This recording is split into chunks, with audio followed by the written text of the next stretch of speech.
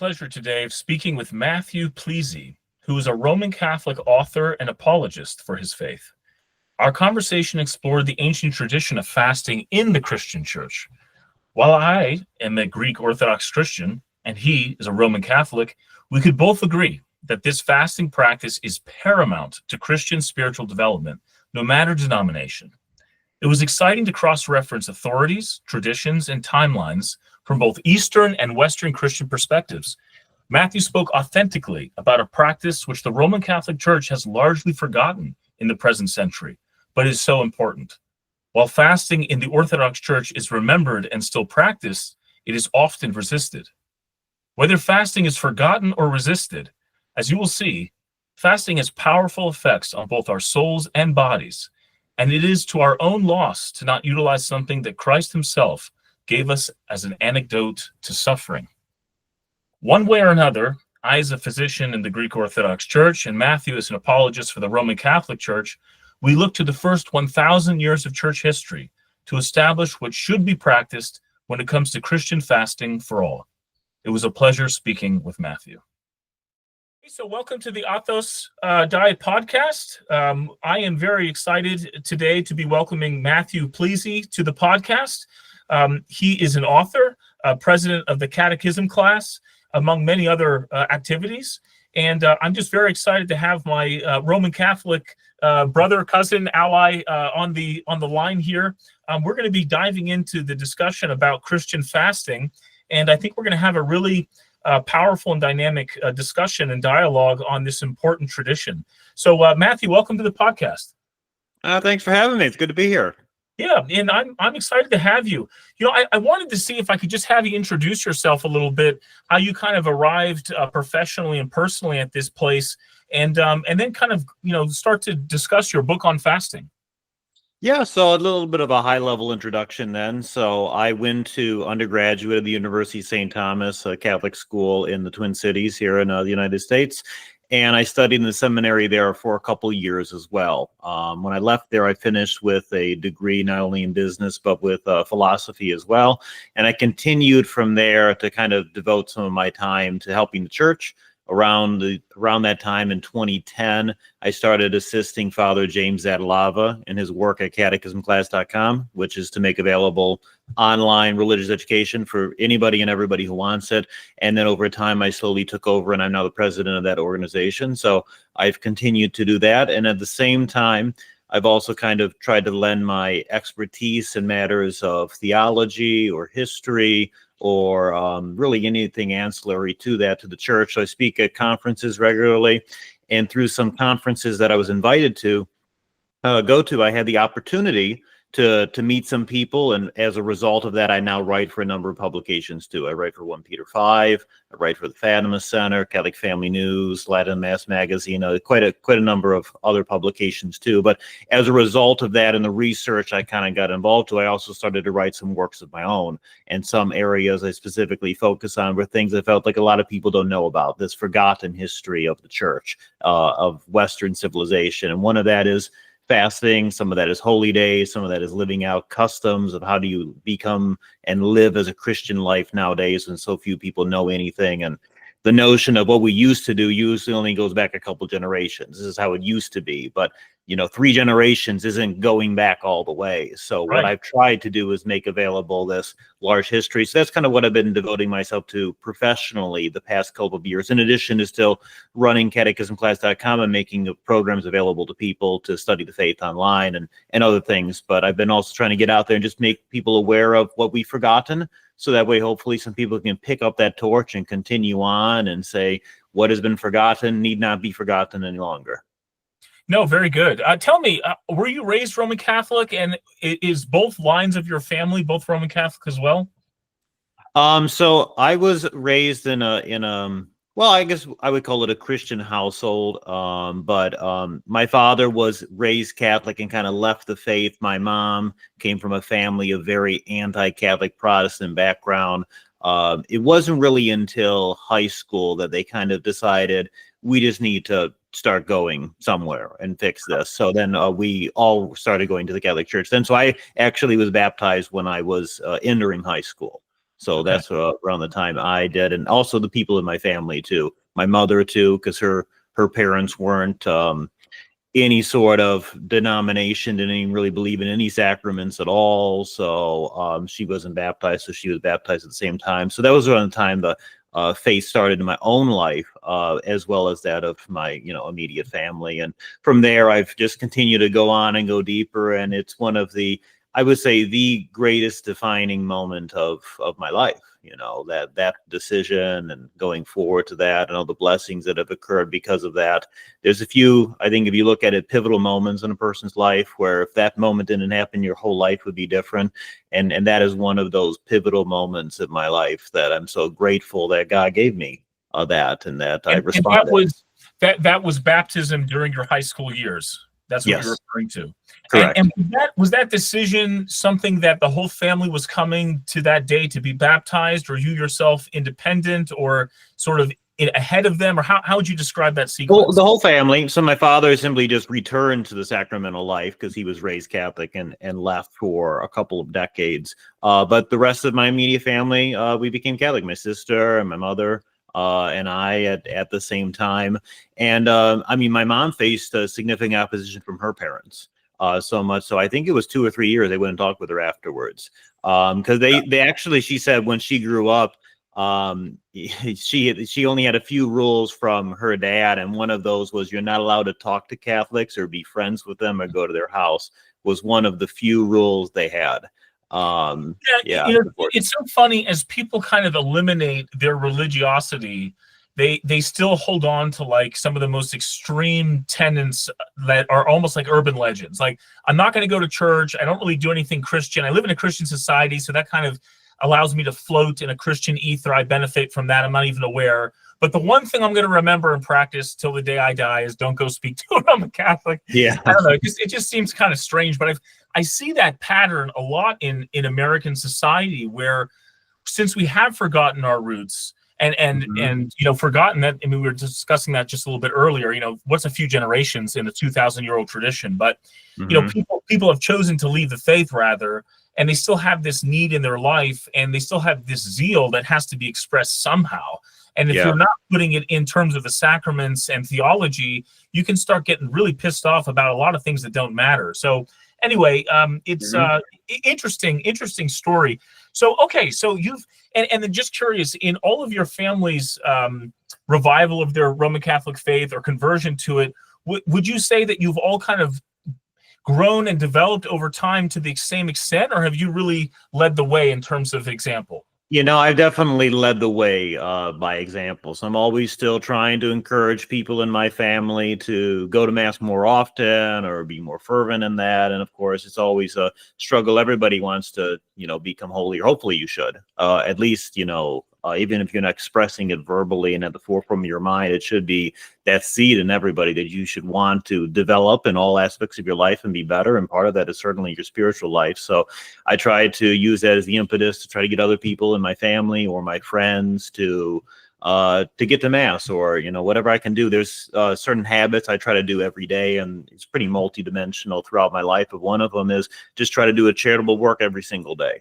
And by that, it's usually more of a spiritual work of mercy, to encourage somebody or post something online where maybe somebody would see it and who doesn't go to practice any sort of faith, that they could see that and be inspired by things like that. So I hope more people do that too, because it's important to be missionaries in your own life, in a sense. You don't have to be St. Francis Xavier going out there and baptizing 50,000 people to be a missionary.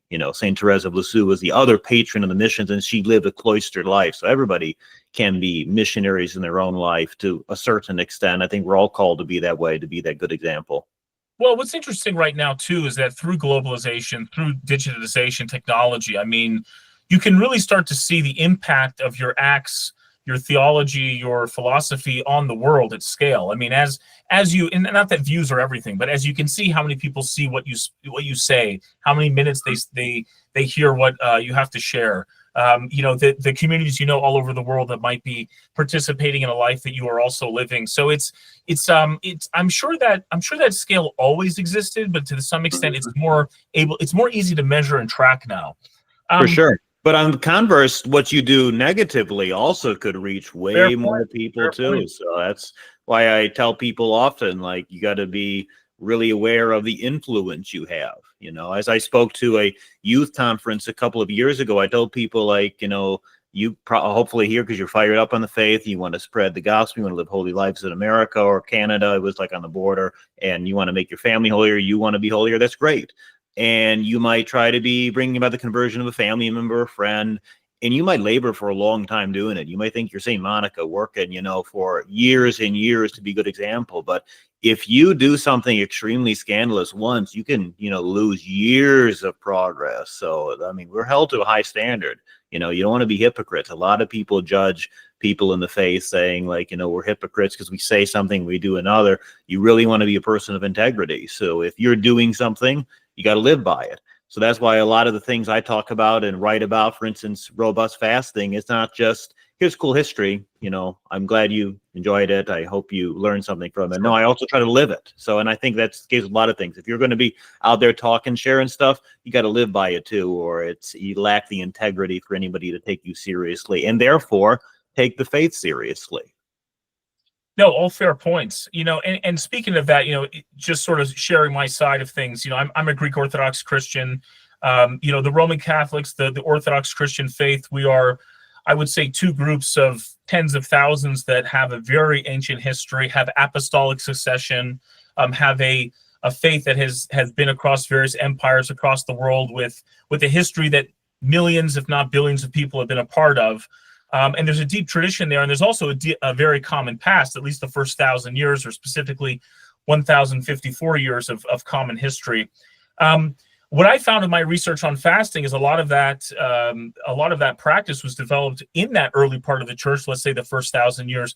Tell me about your book and what you've discovered on fasting. What was the spirit of the book? What were you trying to recommend? And what were the benefits of fasting, if you found any, that you wanted to share through that literature?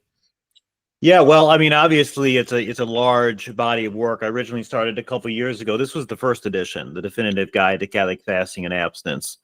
And it's a little bit way of history, and maybe you don't know this because I don't often talk about this in detail, but this original book and research came out because I was approached by a group of traditional Catholic monks who wanted to learn what was robust fasting like in the monastic tradition. And so that way we as a community can consider and prayerfully discern adopting some of this for our world now. Since we are prayer warriors for people, we should be praying and fasting. But what did our forefathers in the monastic tradition really do? So can you help us with this research? I was referred to this project. And what I did is I started diving into that. What was fasting and abstinence like from a liturgical life? You know, not just Lent, but other periods throughout the year. But then secondly, what was it like in the monastic sense before Holy Communion, before your liturgy? What kind of fasting did you have to practice? How did that change over time? So that was the initial idea. So I did this research, and the research went through multiple languages too, which I had some people help. For instance, I had Greek texts that I had some people translate some of it for me. I had Latin text. I did a lot of research for over about a year. And what I ultimately presented them was a recommendation for how to adopt more robust fasting as their forefathers in their specific Benedictine tradition would have observed.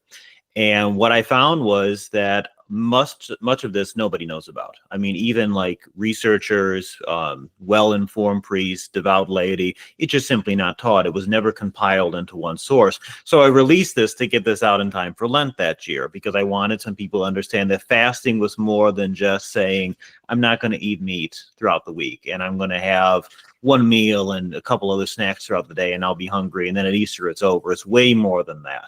So that was the first edition. And then I continued my research, because it's not just an American phenomenon. This is happening throughout the entire world, of how do we go from what did the early Christians and the apostles and their successors practice to go to the world now, and you look at Christian nations and like there's no fasting really done.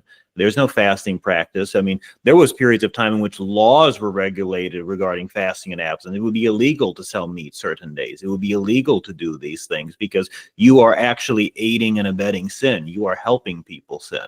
So how do we go from the way we practiced in early Christianity, which built up over time, to what was honestly fasting roughly 2/3 of the year, abstaining for 2/3 of the year and fasting for 1/3 of the year?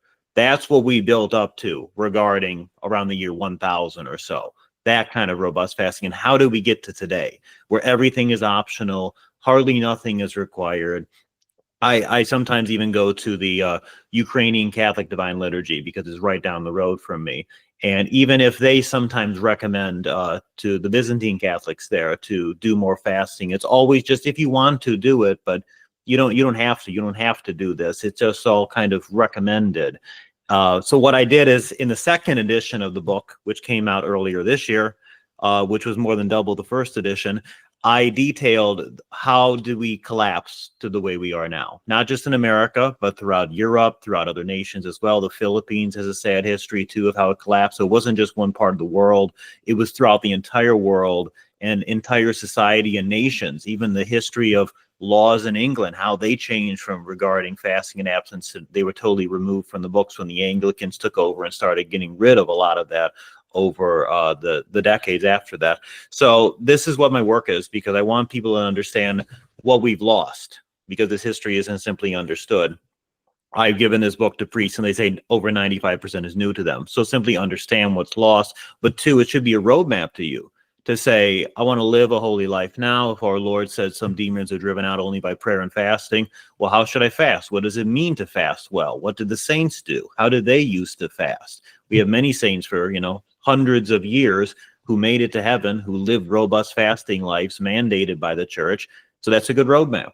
So I simply present that as a way for people, not just in the monastic tradition, but people like you or me or anybody listening to say, I want to adopt some of this. You don't have to be a monk to do straighter fasting. Can I ask you, what periods of the Roman, in terms of era or century, were you referring to mostly to develop those rules of fasting that you would call robust fasting? Where were you kind of drawing your examples from in terms of time period? Was that more Renaissance? Was it more medieval? Was it more Byzantine? So by the Renaissance, fasting was quickly deteriorating, actually. So that is definitely on the decline. Okay. When we look at the history of fasting in Christianity, just a very high level, it started very early on with the apostles, where they had weekly devotional fasts. So you basically have Wednesdays, you have Fridays throughout the year, and you have Lent, and then you fasted before you received Holy Communion. All that's practiced in the very early church.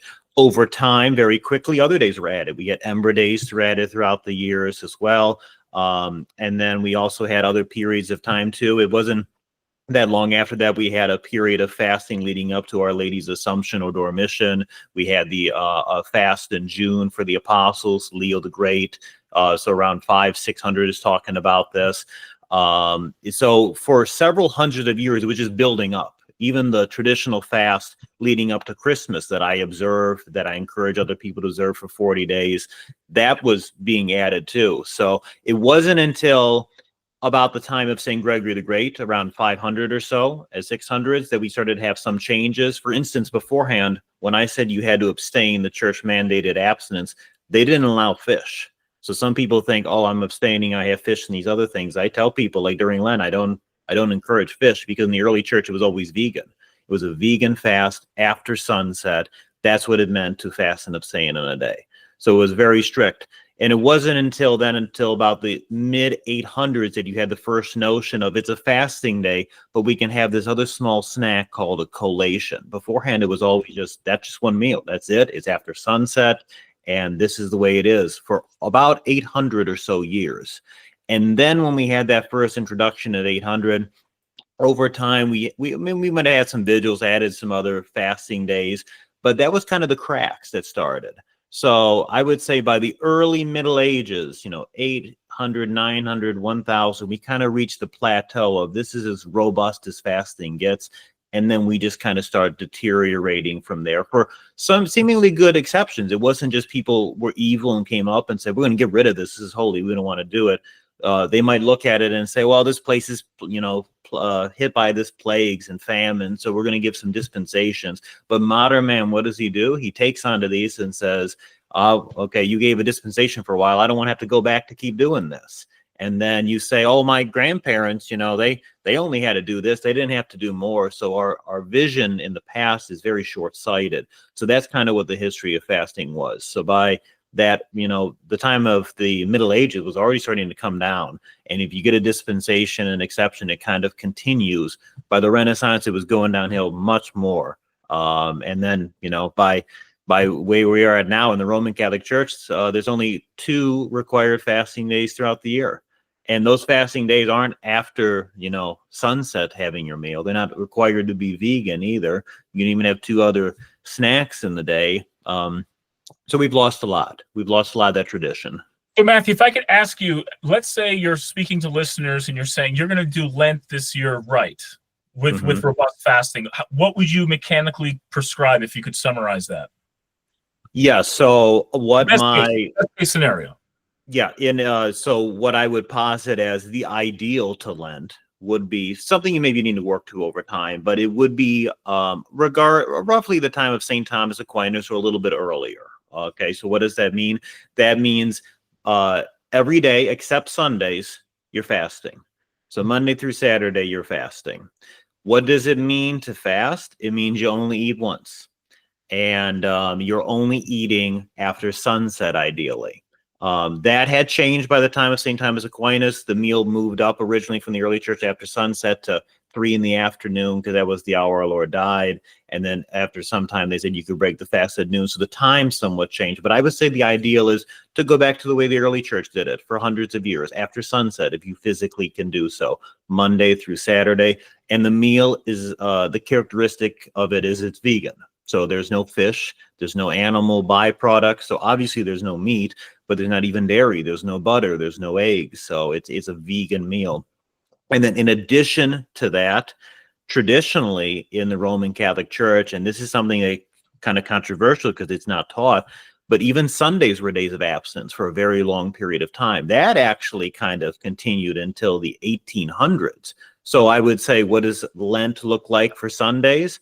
It looks like you can eat as much as you want because it's not a fasting day, but what you do eat still has to be vegan. So that's the characteristic for Sundays. You want to eat 3 meals, that's fine. I personally wouldn't recommend it because then your stomach's going to be like, I've gotten used to eating so little. Then it kind of physically, I don't think that's the best thing to prepare yourself for the week, and you might make yourself more sick. I would say probably 2 meals, but you don't have to fast. But the vegan nature really starts as soon as Ash Wednesday starts. It's like a marathon. It's not a sprint. It's not going to be until we celebrate the resurrection you're going to be able to have meat or animal products again. That's what I would say. Question, Matthew. Are you married? Do you have kids? I'm not, and no, I don't have kids. Okay, just curious what your thoughts were on fasting and children, and what age that would kind of kick in. Just didn't know if you were speaking from personal experience or just theoretically. Well, I do have some friends who have adopted some of this because I encourage them to, and some of them have young children too. So when it comes to fasting traditionally, is not required until age 21. In the past couple of decades, that was lowered to age 18. But St. Thomas Aquinas and others teach that even children sometimes morally might have to fast because if they might need to do so to make up for their sins. So, I mean, you could be 16 years old and be sinning a lot and you need to fast. So even though you're not bound by the church's precepts, morally speaking, you might need to free yourself from some of those demons and get over some stuff. So that's something I think parents should work with their children to determine should they be fasting, and if so, and help them with that. But with abstinence, which is different than the law of fasting, that applies earlier. For a long time, that began at age 7. I think they changed that to age 14 recently. But these families, I do tell them, like during Lent or Fridays year round, children shouldn't be eating meat. So there's plenty of other supplements you can take for these periods of time. Same thing too, I tell pregnant women. You don't need to have meat on Fridays. There is no reason. Traditionally, there was no exception whatsoever on Fridays in Lent for that. I think maybe the modern church in the past couple of decades is trying to look at medical differences for that. But I would encourage no. Absolutely not, because fasting is different than abstinence. So I don't think I wouldn't be encouraging, for instance, pregnant women to fast for 40 days, but abstaining on Fridays is certainly very different than having to go long periods of fasting. So the circumstances differ for everybody too. I think that's kind of the point too. So if you're a parent and you have children, I would encourage you to, obviously not provide food on days of absence to them that are that are full of meat, but then you would also know your children better. If they can fast, maybe they just want to practice a few days with you. I think that's good. That's one of the, honestly, the things that inspired me the most to become Catholic in high school, was seeing Catholics don't eat meat on Fridays, certain times of the year, especially. And like, what is so important about this religion that people would change their regular secular practices that I'm used to, that they would stop, or similar to that, hearing the notion of the Angelus is being prayed around Sunday, people literally stop what they're doing to pray. That must be a religion worth checking out, because it's actually lived in practice and it's not just a theoretical idea. Those to me were extremely powerful. And I think that they can still be extremely powerful tools, that our faith is so important that we want to eat this, but we can't. And we won't. And it doesn't matter how hungry we are, how starving we are, that it would offend God. So we don't do that, because we make up for Adam and Eve couldn't say no. We have to say no. All great stuff. I mean, I guess what I'm struck most by is, we have this, let's call it common 1,000 years of Christianity in terms of tradition. Certainly geographically, people were in different places. But as we develop this Western and Eastern tradition, I mean, the fact of the matter is, in the Greek Orthodox faith, for the last 2,000 years, we have never given up on fasting. Many of the things you're saying are forgotten. I mean, we're still doing, since 7, we have been fasting as vegans for 2/3 of the year.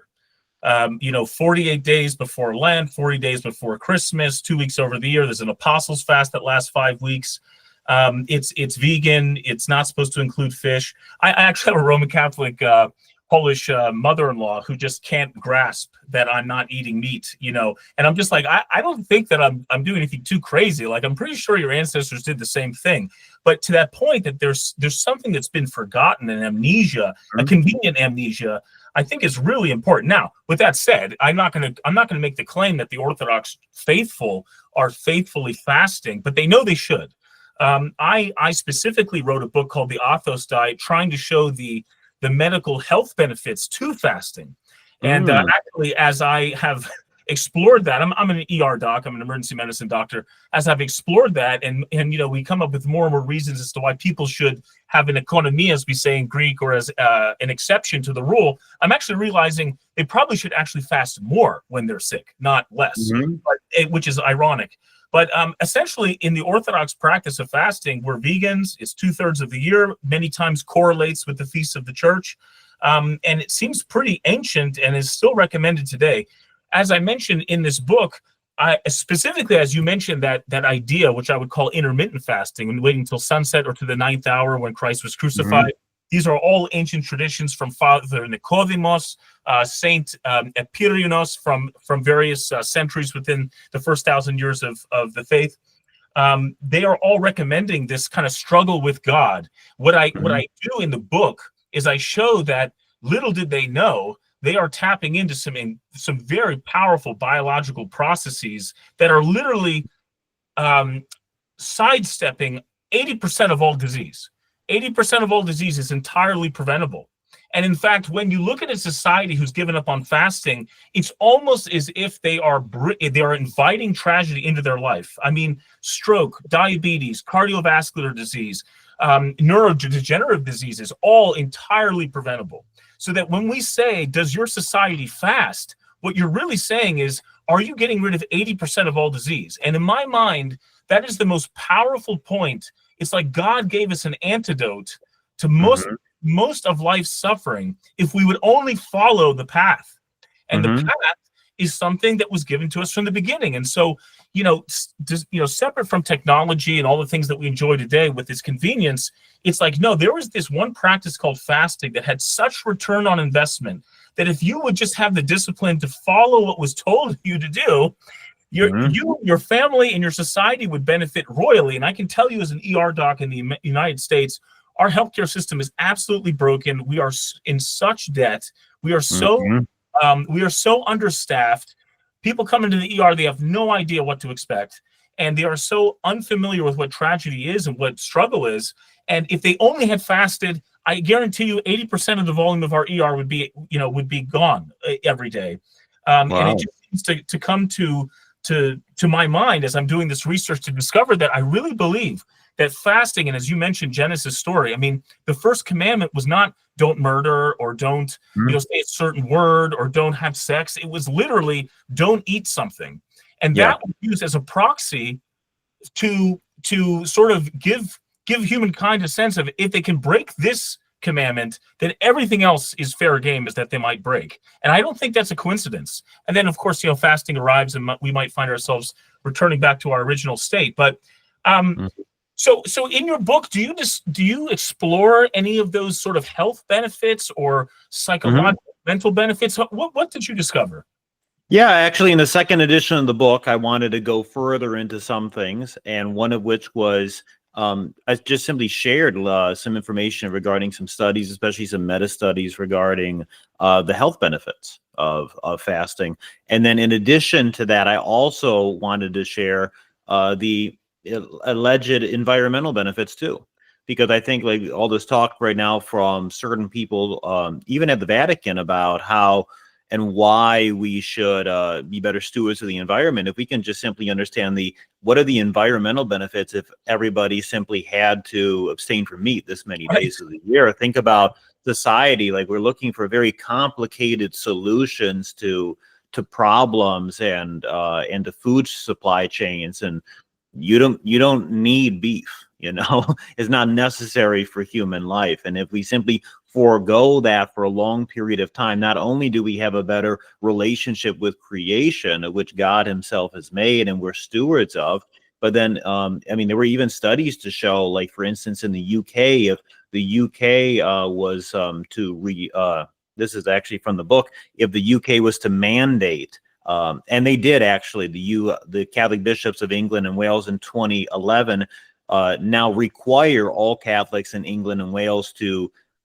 abstain from meat all Fridays of the year. Some people say, "Oh, your bishop conference can change this." I don't buy that. I think it's a mandate that you should abstain from meat all throughout the year. But anyway, that's mainly from American perspective. In the UK, it's mandated. So they simply looked at how many Catholics were now following those rules, because obviously failure to follow is a mortal sin too. But they kind of quantified it by, you could say, 55,000 tons of carbon a year. If the people just simply followed that rule, the environmental benefits of that. So I think that's interesting.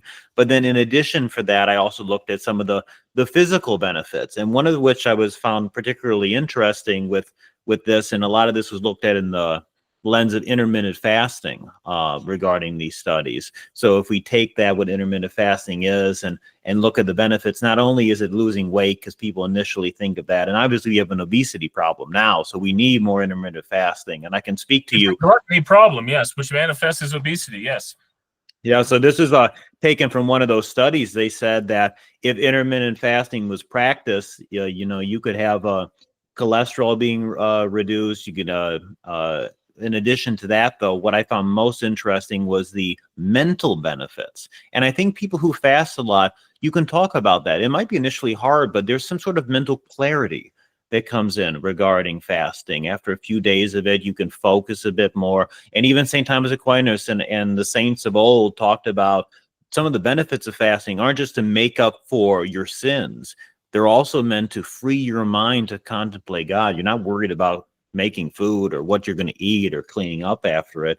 But then it also seems to have a physical benefit on one's mind. And I remember once I listened to a sermon by a different Byzantine priest, and he talked about the studies were showing how robust fasting, as it used to be practiced, could be one of the best ways we could fight dementia in people and other mental illnesses like that, if people just adopted more fasting.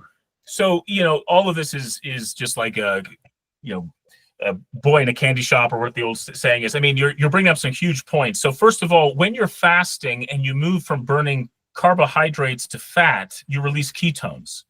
And ketones in the brain are very, very beneficial. In fact, those people that intermittent fast, when they have this ketone release, they actually get this increase of this thing called brain derived naturopathic factor. And that factor is low when you have Parkinson's, Alzheimer's, diabetes, and Huntington's disease. When it's high, you don't have those diseases. So it stands to to test or to think Mhm. that if you are fasting and you're releasing ketones by only eating once a day or in a confined window of the day, as we're supposed to wait until the 9th hour or till sunset, as you mentioned historically, what diseases could we prevent? Well, there's just 4 right there that we could pull off the table. Right. These ketones also actually upregulate something called GABA in the brain. GABA are interestingly things that are innervated by when you drink alcohol or take benzodiazepines, which is a problem. But I find it interesting that 1/4 of all women in America have a diagnosis of anxiety. And the treatment for anxiety is to modulate these GABA receptors. Well, interestingly, if you just fast, you will modulate those GABA receptors anyway. Your anxiety goes down, and it's actually good for those people that have epilepsy and seizures. There's no coincidence that Christ tells the apostles, "Hey, if this issue of epilepsy could only be cast out by prayer and fasting." In fact, there was a doctor who took that very seriously 100 years ago, Dr. Conklin. He took like 20 kids, he made them fast from all food. He only had them have water and vitamins, and in fact, the epilepsy went away. So, there's some literal, points to pull out from the New Testament, and I think it does speak to our theology. But in terms of intermittent fasting itself, I mean, I could speak to probably, Google these, but growth hormone release, sirtuins, the autophagy, all of these things are upregulated when you do intermittent fasting. And it's interesting to me that in the wisdom of the church, this was a very important part of what it meant to be Christian. And Yes. not only would it be important to be Christian, but like literally society would depend on it. I mean, let's just say in the very early days, I know hospitals came about during the Byzantine period, but let's just say before modern antibiotics and therapies that we had in the last 100 years, how do you survive? Well, it sounds to me, given the science and the literature review, 80% of all disease can be sidestepped from fasting. And so you better fast, and we are going to make laws that make it illegal to do certain things, because maybe they recognize another parallel society that didn't do that. Their healthcare system was broken, and I can tell you America's is broken right now. Yeah. So it's an interesting thing. I think as a Christian, the way I look at it is so much we are taught as some type of like, oh, you're in this is Sunday school, and Noah had 2 animals that joined of every kind on the Noah's Ark, and everyone's singing, and it's so elementary, and like we forget that we have so much more to learn about our faith. Oh yeah. We finally realized that like this faith is absolutely fundamental to survival, not just like in some, I feel more disciplined. I mean, the stakes are way higher than that. It's not like me trying to become a better person. It's me literally trying to keep grandma from having a stroke on Christmas Day this year. Like it's all to me, it becomes very raw, very sober, and I can see this in my ER all the time. And as I think about our fasting traditions, I'm reminded, when you need to give 250 people an aspirin to have one person benefit from it when they're having a heart attack, yet I can get you to fast and get all of those people to avert their heart attack in the first place. I mean, what therapy do you want to go for? And so in my mind, we have way too much faith on our secular understanding of how to survive. And there are some wonderful rituals in our Christian faith that are literally life and soul saving. Oh yeah, I mean that's all great points, and all of this costs so much money. You look at the healthcare system, all the costs that go into it, and how exorbitant it is. Fasting costs you nothing. You know, it's a free solution, and it's really for everybody. That's why even if you look at the old manuals and they talk about, if you really are dispensed, your priest dispensed you are ill. There was notions of you shouldn't just simply have the feeling, oh, it's the day off, like I can do whatever I want. No, you are now called to perhaps pray much more than other people, because you should make up for some of this. Or even if there were dispensations regarding different geographies, for instance, people in Scandinavia have different diets than people in the Mediterranean. There was notions of, okay, maybe you can use some animal byproducts because you don't simply have the alternatives that people in other areas have, but you have to make up for that by making more charitable donations. You have to do more charitable works. You have to do more prayer. There's a notion of that, and that's something that Luther, for instance, didn't understand. He attacked that of Catholics are buying their way out of fasting and these other practices by simply giving donations, and it simply wasn't that. These people are saying, okay, the church is saying, they understand it's very hard if I were to follow the literal rule universally followed. So I will be able to have some cream, for instance, or maybe some milk. But in return, I will make up for that by doing these charitable works and helping to build these churches and helping spread evangelization that way. So that's why if you look at Lent as the three-legged stool of prayer, fasting, and almsgiving, they all work together. So when I tell people, like, if you pick up this book and you're inspired and you want to learn some of this and live out some of this, also doesn't mean I'm just kind of a robust fasting life and I'm not going to pray anymore whatsoever. I'm not going to do any alms. They kind of feed into each other. If you think about it, you're fasting more. What do you have? You have more free time because you're not eating as much. So that's more time you can offer up in prayer. So, busy people today, we say you don't have time for this prayer. You don't have time to go to mass. You don't have time to make a holy hour or spiritual reading or anything like that. Well, that's some extra time for you to do that. And since you're fasting, you're not spending as much on food because you shouldn't be replacing this with extravagant, beyond meat products and other things that cost more. You should be eating more simply. That's what the point was, more simple vegan food, not meat-like alternatives that cost more. But if you follow that, okay, it's going to be simpler and vegan. Well, I have extra money because I'm not going out as much. I'm not spending on meat, which is higher price. Therefore, I can give more in alms. So it all worked together. It wasn't three unrelated things. If you practiced fasting, you could do the other two. And if you also consider, and you mentioned Noah, I find this interesting, something that most people don't think about, that I mentioned this in the book, and I teach this regularly in catechismclass.com or other places, is Noah was the first person to eat meat. That's right. He was the very first one. So when we look at why did the early Christians say you're not going to eat meat, because they went back and said, we're going to take away the consolations given to God, that God gave after the flood. So what did Noah do? He was the first one to eat meat. So we're going to take away that consolation given to man and go back to the diet beforehand. And that's also why in the very early church, and this I know is practiced a little bit still in Orthodoxy and Eastern Rite Catholics, is alcohol, specifically wine, was taken away because Noah was the first one to make wine. So that was the other consolation taken away at the same time. We're going to go back to the simpler diet of before. We're going to take away these benefits that God has given to us and shown us how to do. We should eat more simply and live more simply, and therefore be able to better follow and do prayer and almsgiving.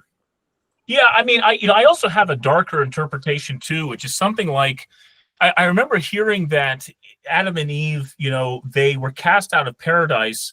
And there's a lot of interpretations as to what that was all about. But one of them is something like, so that sin would not live forever. And so that these individuals, who now have access to the tree of life, or did, they now have fallen. And we can't let sin live forever by now eating of the fruit of eternal life. So they're cast out. Well, you take that forward to Noah, and prior to Noah, theoretically, people were living for thousands of years. Who knows what that society looked like, time of giants and whatnot. Of course, I don't know if you watch any of this stuff on Netflix with Hancock. He's a guy who travels the world looking for ancient civilizations and claims that there was a global flood. Really fascinating stuff. I recommend it to all Christians. He doesn't really say anything about Christianity, but the timeline kind of speaks to a global flood, and I think that's what turns me on. But my idea was, and let me know what you think of this, but you start eating meat, and of course that's a consolation that gives you energy, etc. Changes your physiology somehow. But now people start living less long, and it's almost as if like God let people live for thousands of years. He saw that experiment out, and then he had to reset the clock with the flood. Now it's like, you know what, guys, you can have consolation called meat, but you're not going to live 1,000 years anymore. You're going to live like 160 years, 140. Now it's 80. Yeah, it's almost like the first round was we don't want sin to live forever. The second round was we don't want to let sin to live for so long. Anyway, I have no quote to take that second one from a holy father of any sort. But it is interesting, the correlation between lifespan and eating meat, and how sort of we just adjusted from a society that was in chaos, evidently. I can't imagine it being much worse than it is now. But anyway, with that said, I don't know what the third thing that we're going to be allowed to consume now is going to be, but it is interesting how food and our physiology interacts and interplays with our spirituality, and we are truly spiritual beings in a temple called the body. And I think oftentimes, I don't know if this is a Protestant influence, I don't know if it's just Enlightenment influence, secularization, but there seems to be a very artificial made disconnect between body health and spirituality. And like in my mind, my summary of my book is a virtuous life is a healthy life, and a healthy life is a virtuous life. So Yeah. we need to press buttons on both sides. That almost seems like the era of Manichaeism, continue to affect our world now, that dualism, that this is one thing that Saint Dominic himself strongly fought against. And thankfully, I mean, it was so evil. Like we even had, nations rising up to drive out the Cathars and the Albigensians, and anybody who believed in these ideas, and the Manichaeans too, that Saint Augustine fought.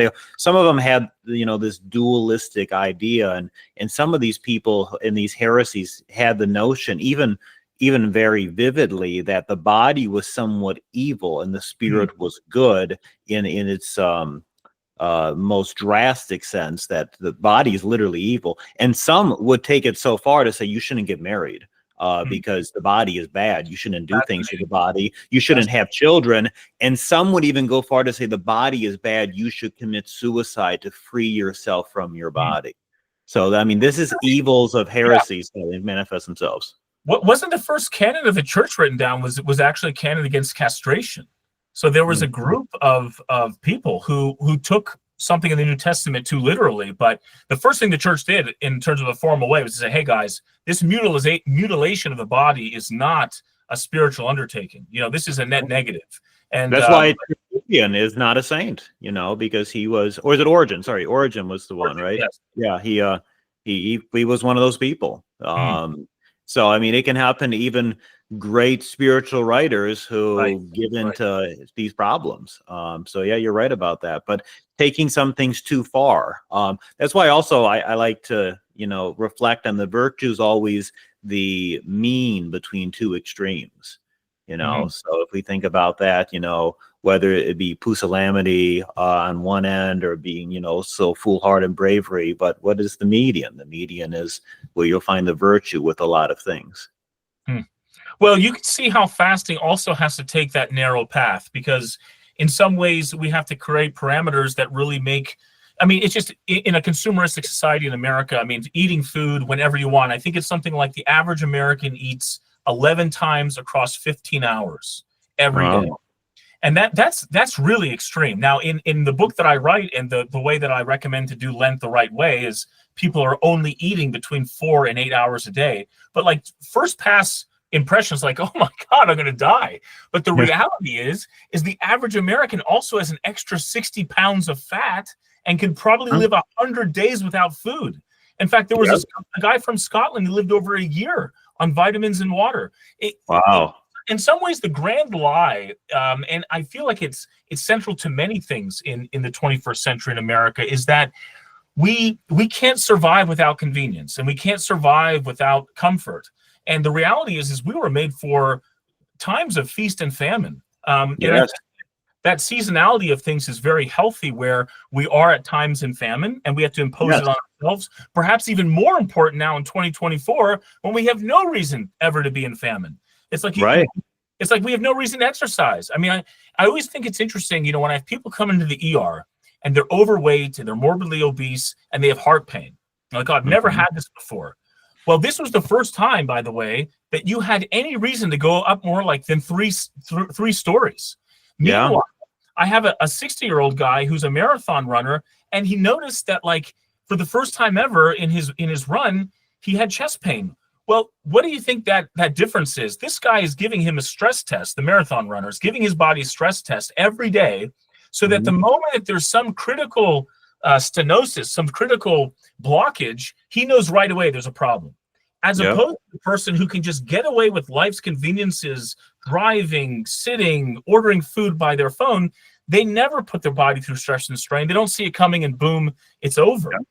It's amazing what your body can do. So I run a lot of marathons. I just ran the Chicago Marathon again for the third time. I think that was my sixth or seventh marathon in a couple of years. And I'm running the New York City Marathon on November 3rd.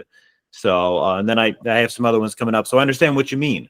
Like you can, and I've gotten friends to start getting into running. Some of these friends are also really into fasting too. And it's kind of interesting because I tell people there's training periods for getting more physical, and we prepare for our runs. And I mean, every day when I'm running, I probably run on average, when I'm not like in this taper for the marathon, I try to run 8 to 10 miles a day. So Wow. that's what I do. But in a fasting period, I'm not going to do as much. But there's also like that ebbs and flows. I call it the feast and fast. And I have another book called Restoring Lost Customs of Christendom. Hmm. And what you said reminded me, because it's all about here's feasting periods, here's great food traditions, here's how people would celebrate. Oh, and then we have all these other fasts too. But we've lost that because everything is almost like the same now. Like it's just there's little no difference. But if there's truly should be ebbs and flows throughout the whole life of a year. I can tell you, I've gone down to Mexico at an all-inclusive resort with my wife, and like, I have 4 kids, and we take them all down there. I mean, by day 3, we are so overly saturated with food and taste. We're all just like, this is just too much.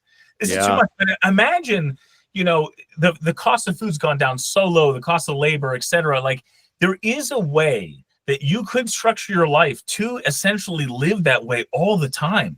And it is not a good life. It is not a good life. It's not a virtuous life. And you can see how that results in the American dilemma, in a certain micro scale. And I'm not criticizing people for, like, I recognize my own human nature, so I make conscious efforts to combat that. It's not to say I wouldn't fall into that. It's just I have to have some self-awareness. So it's very interesting to me how the spiritual on a personal level can scale up at scope in society, and suddenly we have an American crisis where, like, everyone around you, 7 out of 10 people are overweight, 4 out of 10 are morbidly obese.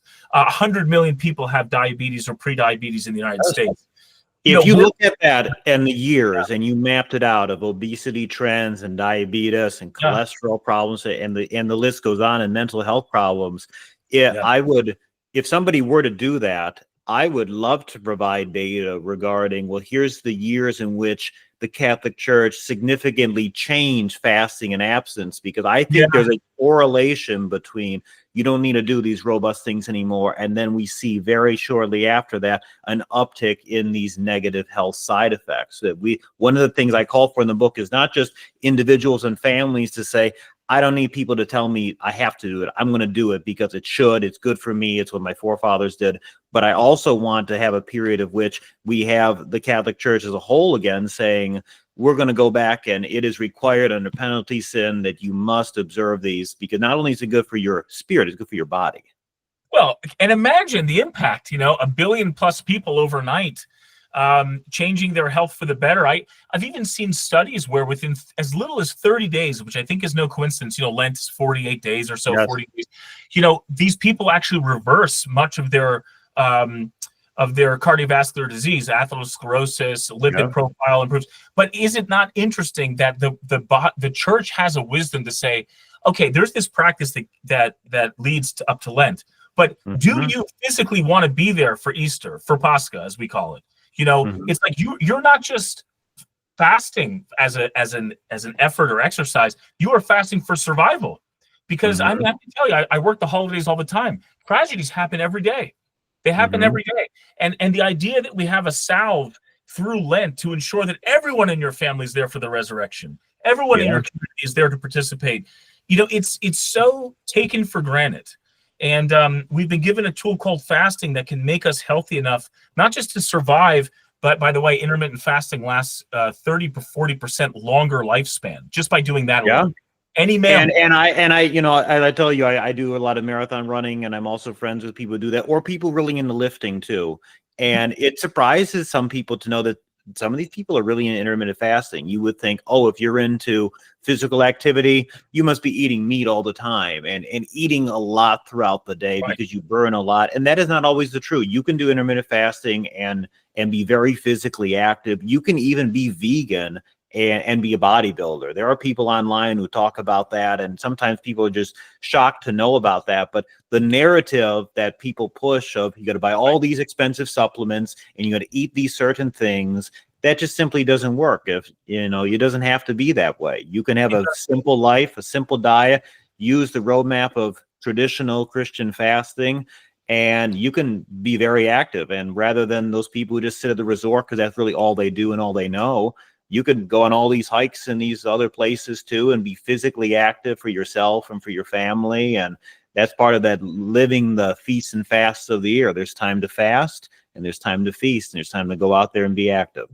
That's exactly right. And I can tell you, as a person who's been doing this since I was 7 for 2/3 of the year, I mean, there was a time in my life where I don't know if it was just a mental issue. Like people were telling me that, oh my gosh, I feel so bad. You can't participate in this, eat that, cupcakes, pizza, whatever. But like as I grew up, I started to realize, like, no, I'm looking forward to the fast. It's a great reset. It's a detox. I It actually is. have more mental clarity, more energy. And actually, one of the reasons I wrote the Authos Diet book was because there is a way to game Orthodox fasting, so you're eating all the white bread and candy all day long, and you're not getting a health benefit. But Yeah. there is a better way to do it, which is why I describe these parameters, which are based on monks and monathos. Speaking of monks and the traditions there's a deep tradition of fasting there, of course. But Yes. can we extract best practices, verify that with scientific literature, share that with the world? I mean, talk about a way to outlive your enemies. I mean, just imagine, we always talk about the Muslims having all these kids, they're going to outbreed us. Well, like, what if we just survive past everyone, by living 30 to 40% longer and averting all these diseases and financial crisis and, tragedy. Talk about that way as a moving the dial. I think it's a powerful mechanism. Well, I really appreciate it, Matthew, chatting with you and talking about it. I look forward to buying both your books and reading them. I heard about this through some podcasts and was really intrigued. And as I said, I think we both come from very deep Christian traditions that are fighting the good fight. And there are tools in our toolbox that we need to use that are literally more than just like a fun exercise of discipline, but literally are life-changing and life-saving. And the stakes are high, and they're too high to ignore. And I think fasting is a cure for a lot of tragedy. And I'm so glad there are books out there proving the fact. Right. Well, thanks for having me. Thanks for talking about it. I think it's really important. And above all, not just if the saints did it, but if our Lord himself not only told people to, but he fasted. Yes. Why are other people saying, I'm not going to do this, I'm going to do the minimum, I'm going to live just simply by the letter of the law rather than the spirit? Those are the people who, okay, I'll fast and I'll just go to buffet every night. Like, you've totally defeated the purpose. Like, traditionally in some of these theological manuals, the notion was your meal should last no more than 2 hours, because if it's more than 2 hours, it's probably longer than one meal. So, I mean, they probably weren't speaking to French people, because their meals can go long, but that's a general notion that I try to live by too. So when I start my meal on Lent, I watch it. So, I mean, if I'm in a restaurant and I need to finish within 2 hours, because I just try to live by the spirit and the letter. And above all, if our Lord himself can fast physically for 40 days as an example, not that he had to, obviously for his own sins, because he had none, but he did it entirely for our example. Who is anyone to say I am exempt from fasting or abstinence if the Lord himself does it? And I think that's just powerful. The next time you're like, I'm hungry, I want to do this, our Lord himself fasted. And he's not asking you to go to Calvary and be crucified with him necessarily physically like that. I mean, but you want to crucify your passions, and you can do that by saying, I'm not going to eat that because our Lord himself fasted. I think that's powerful when people think about it that way. There's a classic irony of self-exile, I think, in general, and we oftentimes suffer from our inability to pick up the tools and the lessons and themes that are right there for us to use. And it's just such a funny irony. But yes, absolutely, God bless it. I hope we all can find a reason and motivation to fast, and it's a tool we should all be utilizing for healing of both health, soul, and body. So thank you, Matthew. Really appreciate meeting you. It was a pleasure. Thank you.